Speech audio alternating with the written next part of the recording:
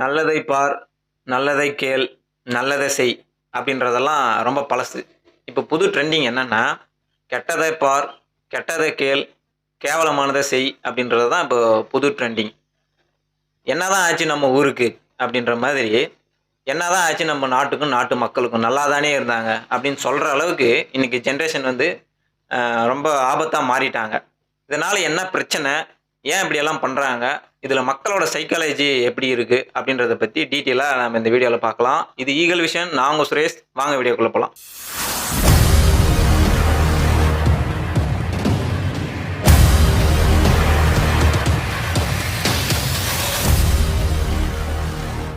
உண்ண உணவு, உடுத்த உடை, இருக்க இருப்பிடம். இது 3ம் மனுஷனா வாழ்றதுக்கு தேவைப்படுது. உயிரோட வாழ வந்து சாப்பாடு, மானத்தை காப்பாத்துறதுக்கு உடை, பாதுகாப்பா வாழ்றதுக்கு வீடு. இது 3ல எது இல்லைனாலும் மனுஷன் வாழ்க்கை வந்து ரொம்ப கஷ்டமா, போராட்டமா மாறிடும். சாப்பாட்டுக்கு வழி இல்லைன்னா ரொம்ப கஷ்டம். மானத்தை காப்பாற்ற ட்ரெஸ் இல்லைன்னா கஷ்டம். பாதுகாப்பா தங்கறதுக்கு வீடு இல்லைன்னா ரொம்ப கஷ்டம். ஒரு காலத்துல நிறைய பேருக்கு இது அடையறதுக்காகவே வாழ்க்கை ஃபுல்லாவே முடிஞ்சு போயிடும். இது அடையறதுக்கே வாழ்க்கையே முடிஞ்சு போயிடும். ஆனா அதிர்ஷ்டவசமா இன்னைக்கு வந்து இது எல்லாருக்கும் ஓரளவுக்கு ஈஸியா கிடைக்குது. ஆனா அப்படி ஈஸியா கிடைச்சாலும் சாப்பாடு இருந்தா இன்னும் நல்ல சாப்பாடு வேணும். வீடு இருந்தா இன்னும் நல்ல பெரிய சொகுசான வீடு வேணும். இல்லை ட்ரெஸ் இருந்தால் இன்னும் நல்ல காஸ்ட்லியான ட்ரெஸ் வேணும். அந்த மாதிரி இன்னைக்கு மாறி போச்சு. இது வந்து மனித இயல்பு. இது வந்து ஒன்றும் பண்ண முடியாது. ஆனால் மனுஷனுக்கு இது 3 மட்டும் போதலை. இன்னும் நிறையா தேவைப்பட்டது. அதோட விளைவு தான் இந்த சமூகம். இன்னைக்கு நம்ம வாழ்கிற இந்த சமூகம். பேரு, புகழ், பணம், செல்வாக்கு இதெல்லாம் தேவைப்படுது. இதெல்லாம் வேணும்னா என்ன பண்ணணும்? கஷ்டப்பட்டு வாழ்க்கையில் உழைச்சி முன்னேறி மேலே வரணும். இதெல்லாம் அப்போ தான் கிடைக்கும். ஆனால் அது அடையிறது ஈஸியானா ரொம்ப கஷ்டம், போராட வேண்டியதாக்கும். ஆனால் அதுக்கு ஈஸியான இன்னொரு வழி இருக்குது. அதாவது திறமைகளை காட்டி அல்லது வெளிப்படுத்தி பயன்படுத்தி மேலே வர்றது. உதாரணத்துக்கு நடிப்பு, பிஸ்னஸ்ஸு, இல்லை விளையாட்டு, இந்த மாதிரி ஏதாச்சும் ஒன்று பண்ணியும் வாழ்க்கையில் வந்து மேலே வரலாம். ஆனால் அதுக்கும் திறமை இருக்கணும். திறமை இருந்தாலும் வாய்ப்பு அமையணும். அப்படி வாய்ப்பு அமையாதவங்க என்ன பண்ணுவாங்கன்னா, பெரிய ஆள் ஆகணுன்றதுக்காக பலரை ஏமாற்றி, மற்றவங்களை ஏமாற்றி பழகுவாங்க. அது வந்து ஒரு ரகம். இதில் இன்னொரு ரகம் இருக்காங்க. அவங்கள பற்றி தான் இன்றைக்கி நம்ம வந்து பார்க்க போகிறோம். பசங்களாக இருந்தால் பைத்தியக்காரங்களாகட்டும் வீடியோவை எடுத்து ரீல்ஸு, ஷார்ட்ஸுன்னு அப்லோட் பண்ணுறது. இதே பொண்ணுங்களாக இருந்தால் அரைகுறையாக ட்ரெஸ்ஸை போட்டுக்கின்னு உடம்பை காட்டி பச்சை பச்சையாக பேசி பணத்துக்காகவும் பப்ளிசிட்டிக்காகவும் பைத்தியக்காரங்கள மாதிரி தெரியுதுங்க பொண்ணுங்க. அந்த வகையில் தான் இன்றைக்கி ட்ரெண்டிங் அக்காக்கள் பைத்தியங்கள் வருதுங்க. ஜிம் அக்காவாம், கோடிங் அக்காவாம், டைலர் அக்காவாம், பலூன் அக்காவாம், பீரோ அக்காவாம், இன்னும் இந்த மாதிரி பல அக்காக்கள் கிளம்பி நிற்கிறாங்க புதுசாக. என்ன இளவனே தெரில. அக்கான்ற வார்த்தைக்கே மதிப்பு இல்லாமல் போச்சு. அது ஏதோ கெட்ட வார்த்தை மாதிரி ஆகிப்போச்சு இன்னைக்கு. ஒருத்தர் நம்மளோட பாடி பார்ட்ஸோ இல்லை அது நம்மளோட பாடியவோ வந்து அடையாளப்படுத்தி கூப்பிட்டாவோ இல்லை கிண்டல் பண்ணாவோ பொண்ணுங்களுக்கு கோபம் வரணும். ஆனால் இப்போல்லாம் அப்படி கிடையாது. அப்படி கூப்பிட்றது தான் அவங்களுக்கு பெருமையாக இருக்குது, சந்தோஷமாக இருக்குது. பீரோ அக்கா, பலூன் அக்கா அப்படின்னு கூப்பிட்டா ரொம்ப பெருமையாக இருக்குது. அதை ஏற்றுக்கிறாங்க. இதெல்லாம் சொல்கிறவங்கள வந்து குத்தம் சொல்ல முடியாது. இதை ஏற்றுக்கிறாங்க பாரு, அவங்கள சொல்லணும். அமுக்கி காட்டு, தட்டி காட்டு அப்படின்னு கீழே கமெண்ட் பண்ணால் அதை அமுக்கி காட்டணும், தட்டி காட்டணும் என்ன அவசியம் இருக்கா? எதுக்கு எல்லாம் பண்ணுறாங்க? பப்ளிசிட்டிக்காகவும் பணத்துக்காகவும் என்ன கருமத்தை வேணாலும் பண்ணிட்டு வீடியோவை அப்லோட் பண்ணுதுங்க. அந்த பொண்ணுங்களோட வீட்டில் இருக்குங்க அப்பா அம்மா இல்லை புருஷன் இவங்கெல்லாம் வந்து என்னத்த புடிங்கிறாங்கன்னே தெரியல. இதெல்லாம் கேட்காம அவங்கெல்லாம் எப்படி இதெல்லாம் ஏற்றுக்கிறாங்கன்னு ஒன்றும் புரிய மாட்டேங்குது. இல்லை அவங்களே இதெல்லாம் ஆதரிக்கிறாங்களான்னு தெரில. நீ இந்த மாதிரிலாம் பண்ணி பப்ளிசிட்டி பண்ணி வீடியோ போடு, என்ன இளவுனாலும் எடுத்து போடு, அதுலேருந்து வர பணத்தை நம்ம வெக்கமே இல்லாமல் எடுத்து சாப்பிட்டு வாழலாம் அப்படின்னு நினைக்கிறாங்களான்னு புரியல எனக்கு. எதெல்லாம் பொது வெளியிலே வெளிப்படையாக பேசக்கூடாதோ அதெல்லாம் பச்சை பச்சையாக பேச வேண்டியது. இப்போல்லாம் டபுள் மீனிங்லாம் கிடையாது, டைரெக்டாக சிங்கிள் மீனிங் தான். எதெல்லாம் ப்ரைவசியோ இப்போ அதெல்லாம் வந்து ப்ரைவசியே கிடையாது. ப்ரைவசினா என்ன அப்படின்ற அளவுக்கு ஆகிப்போச்சு. இப்போ இன்னும் ஃபஸ்ட் நைட் வீடியோ மட்டும்தான் சோஷியல் மீடியாவில் அப்லோட் பண்ணாமல் இருக்காங்க. மற்ற எல்லா கருமத்தையும் அப்லோட் பண்ணிட்டாங்க.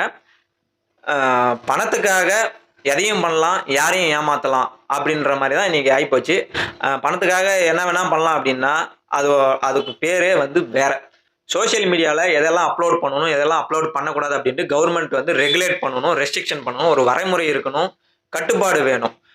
யூடியூப், இன்ஸ்டாகிராம் போன்ற ஆப்புக்கு வந்து இது மாதிரியான கட்டுப்பாடுகளை விதிக்கணும். ஆப்காரங்க வந்து பணம் சம்பாதிக்கிறதுக்கு எல்லாத்தையும் அலோவ் பண்ணுவாங்க. ஆனால் மக்கள் மீது அக்கறையாக இருக்கிற அந்த கவர்மெண்ட்டு தான் இதெல்லாம் சரி பண்ணணும். சோஷியல் மீடியாவில் வீடியோ அப்லோட் பண்ணுறதெல்லாம் அவங்களோட ஒவ்வொருத்தரோட தனி உரிமை, தனி மனித சுதந்திரம், அதெல்லாம் அவங்களோட விருப்பம் அப்படின்னு நம்ம சொன்னால் கட்டுப்பாடற்ற சுதந்திரம் மிகவும் ஆபத்தானது. ஒரு கட்சிக்காரன் ஆளுங்கட்சியை பற்றி தப்பாக பேசினா உடனே போய் அரெஸ்ட் பண்ணுறாங்க. ஆனால் இந்த மாதிரி வீடியோ எடுத்து பொது சமூக ஊடகத்தில் அப்லோட் பண்ணுறவங்க வந்து எதுவுமே பண்ணுறதில்ல. ஒன்று அவங்க அக்கௌண்ட்டை வந்து டெர்மினேட் பண்ணணும், இல்லாட்டி அவங்கள அரெஸ்ட் பண்ணணும். அவங்க அந்த மாதிரியான வீடியோ வந்து அப்லோட் பண்ணணும்னா அதுக்கு வேற இடம் இருக்குது. அவங்களாம் போயிட்டு பான் சைட்டில் வீடியோ வந்து அப்லோட் பண்ணிக்கிட்டோம். இதுவும் ஒரு வகையான பப்ளிக் நியூசன்ஸ் தான். இப்போ எப்படி ஒருத்தன் ட்ரெஸ்ஸை போடாமல் பொது இடத்துல வந்து அம்மனமாக போனானா பப்ளிக் நியூசன்ஸோ, அந்த மாதிரி இதுவும் வந்து சமூக ஊடகங்களும் வந்து ஒரு பொது இடம் தான், இங்கும் மக்கள் கூடுற இடம் தான். இதுவும் வந்து ஒரு பப்ளிக் நியூசன்ஸ் தான். இதை நம்ம அப்படி தான் நம்ம எடுத்துக்கணும். டிக்டாக்னு ஒரு ஆப் இருந்தது, அது வந்து இந்தியாவில் பேன் பண்ணிட்டாங்க. அதே மாதிரி இதெல்லாம் பேன் பண்ண முடியாதானா? கண்டிப்பாக பண்ண முடியும், ஆனால் பண்ண மாட்டாங்க. ஏன்னா அந்த ஆப்காரங்க நம்மளை ஆளுங்கட்சி இல்லை ஆள போகிற கட்சிக்கு வந்து நிதி உதவிகளை கொடுப்பாங்க.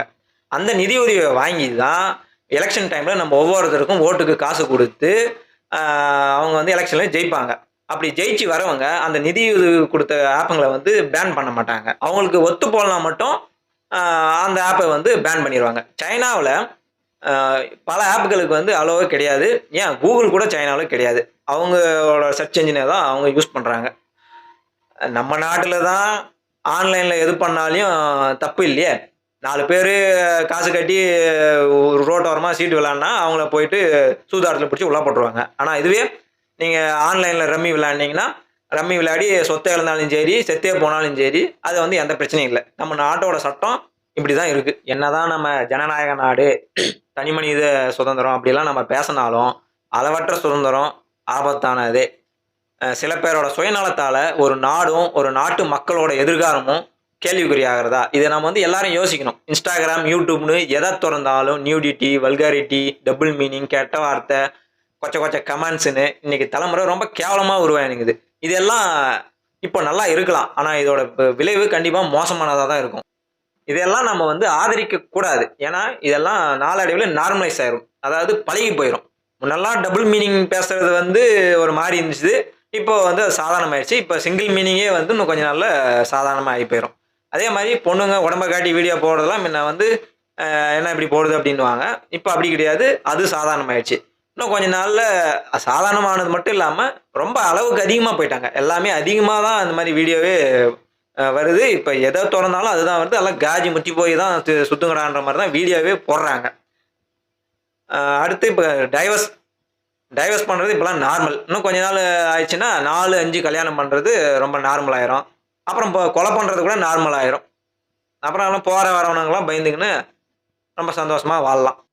இப்போ ஒரு பொண்ணு தப்பான வீடியோ போடுது அப்படின்னா அதை கண்டிக்கணும். அதை விட்டுட்டு ஈன்னு பார்த்துட்டு நிறைய லைக்ஸை போட்டு விட்டு எல்லாரும் ஃபாலோ பண்ணிங்கன்னா இதை பார்க்குற இன்னொன்று பொண்ணு என்ன நினைக்குன்னா, படுறா நம்ம என்ன கஷ்டப்பட்டு வேலை செஞ்சு என்ன பண்ணுறது, இந்த மாதிரி பண்ணால் இந்த மாதிரி வீடியோ போட்டால் ஈஸியாக வாழ்க்கையில் பெரிய ஆள் ஆகிடலாம் போல் அப்படின்னு சொல்லிட்டு அப்புறம் அந்த பொண்ணு அதே மாதிரி பண்ண ஆரம்பிக்கும். அப்புறம் என்ன ஆகுன்னா, எல்லாரும் இந்த மாதிரி வீடியோ போடுறாங்க, இது ஒன்றும் தப்பு இல்லை, நம்மளும் போடலாம் அப்படின்னு எல்லா பொண்ணுங்களும் நினைக்க ஆரம்பிச்சிருவாங்க. இன்னைக்கு ஏதோ ஒரு பொண்ணு வீடியோ போடுது, நம்ம பார்த்துட்டு போயிடுறோம் அப்படின்னு நீங்கள் நினைக்கிறீங்க. நாளைக்கு இதே பார்த்து இன்ஃப்ளூயன்ஸ் ஆகி உங்கள் வீட்டிலேருந்தும் ஒரு பொண்ணும் இதே மாதிரி அவுத்து காட்டு வீடியோ போட்டுச்சுன்னா அப்போ உங்களுக்கு அதோட இது வழி தெரியும். இன்னும் சில பேருக்கு அப்போ கூட ஒன்றும் தெரியாது. ஏன்னா இதுலேயே ஊறி போய் அவங்களுக்கும் எது சரி எது தப்புனே தெரியாது, இதெல்லாம் சரிதான் அப்படின்ற அளவுக்கு அவங்க இதுலேயே வந்து மூழ்கி போயிடுவாங்க. அரோரா அப்படின்னு ஒரு அக்கா, இல்லை இப்படி சொன்னால் உங்களுக்கு தெரியாது, பலூன் அக்கா இப்படி சொன்னால் தான் உங்களுக்கு தெரியும். அந்த பலூன் தான் அவங்களோட ஐடென்டிட்டி. அந்த அக்கா என்ன பண்ணுறாங்கன்னா, இன்ஸ்டாகிராமில் புதுசாக ஒரு ஆப்ஷன் விட்டுருக்காங்க. 390 ரூபாய் மாதம் கட்டி சப்ஸ்கிரிப்ஷன் பண்ணணும் அவங்கள. அப்படி நீங்கள் சப்ஸ்கிரிப்ஷன் பண்ணிங்கன்னா காசு கட்டி வழக்கமாக எல்லாருக்கும் காட்டுறதோட கொஞ்சம் எக்ஸ்ட்ரா கட்டுவாங்க. இது நான் சொல்லலை, இது அவங்களே தான் சொல்லிக்கிறாங்க. நீங்கள் வேணும்னா போய் பார்த்துக்கோங்க. இதையும் ஒரு 8000 பேர் மேலே சப்ஸ்கிரிப்ஷன் பண்ணினுங்கிறாங்க 390 ரூபாய் கட்டி. 8000 × 390 போட்டிங்கன்னா 30 லட்சத்தை தாண்டும். இது வந்து ஒரு மாதத்துக்கு எவ்வளோ? மாதத்துக்கு 30 லட்சம் ரூபாய். இதை பார்த்தா மற்ற பொண்ணுங்க என்ன நினைப்பாங்க, என்னடா படித்து வேலைக்கு போய் சம்பாரித்து எவ்வளோ சம்பாரிச்சிருவோம், எவ்வளோ சம்பாரித்து என்ன பண்ணுறது, இந்த மாதிரி நியூடிட்டியாக வீடியோ போட்டால் ஒரு மாதத்துக்கே 30 லட்சம் சம்பாதிக்க முடியும் அப்படின்னு சொல்லிட்டு எல்லா பொண்ணுங்களும் இப்படியே இறங்குனாங்கன்னா என்ன ஆகிறது? அப்போ கஷ்டப்பட்டு வேலை செய்கிறவங்களா என்ன முட்டாளுங்களா? இதை பார்க்குற சின்ன பசங்களாம் என்ன நினைப்பாங்க? நம்மளும் இதே மாதிரி வீடியோ போட்டால் என்ன, நம்மளும் இதே மாதிரி பெரிய ஆள் ஆயிடலாம் அப்படின்னு நினைச்சாங்கன்னா அவங்களோட எதிர்காலம் என்ன ஆகிறது? இதெல்லாம் நம்ம ஆரம்பத்திலேயே தடுத்து அவங்கள ஜெயிலில் போட்டாங்கன்னா, அரெஸ்ட் பண்ணி, இதை பார்த்து மற்றவங்களும் திருந்துவாங்க. இந்த நினைப்பே மற்ற யாருக்கும் வராது. இது இப்படியே விட்டா சமூக ஒழுக்கத்தை வந்து சீர்குலைக்கும், சமூக கட்டமைப்பை வந்து கேள்விக்குறியாக்கிரும். நான் இந்த வீடியோவில் பொண்ணுங்களை சொன்னதால பசங்க எல்லாம் சரியா இருக்காங்க அப்படின்னு அர்த்தம் இல்லை. பைத்தியக்காரங்களாட்டம் வீடியோ போடுறது, பொண்ணுங்களுக்கு போடக்கூடாத இடத்துல டேட்டோ போடுறதும், நாக்கை வெட்டுறதும், கேவலமாக கமெண்ட் பண்ணுறதும் இப்படின்னு எல்லா ஐயோக்கியத்தனத்தையும் பசங்களும் பண்ணுறாங்க. சோஷியல் மீடியாவில் எல்லாரும் இப்படி பண்ணுறாங்கன்னு சொல்ல முடியாது. ஆனால் நிறைய பேர் இப்படி தான் பண்ணுறாங்க. மொபைல்லே மூழ்கி ஆப்பிலே வாழ்ந்து தப்பு தப்பாக வீடியோ போட்டுக்கின்னு பார்த்துக்கின்னு கொச்சையாக பேசிக்கின்னு கெட்ட வார்த்தை பேசிக்கின்னு உண்மையான பிரச்சனையை மறந்துட்டு கடமையை மறந்துட்டு உனக்காகவும் வீட்டுக்காகவும் நாட்டுக்காகவும் எதுவுமே பண்ணாமல் தற்குறியாக நீங்களும் போயிடாதீங்க. ஏன்னா இனி வரும் தலைமுறைகள் இப்படி தான் இருக்க போது. இது வந்து பெரிய பிரச்சனை. இது வந்து கார்பரேட்டுகளின் வலைவீச்சு. நீங்களும் இதில் மாட்டிக்காதீங்க. இப்போவே முழிச்சுக்காங்க. நம்ம இன்னும் பேச வேண்டியது நிறைய இருக்குது. இன்னொரு நல்ல வீடியோவில் பார்க்கலாம். நன்றி, வணக்கம்.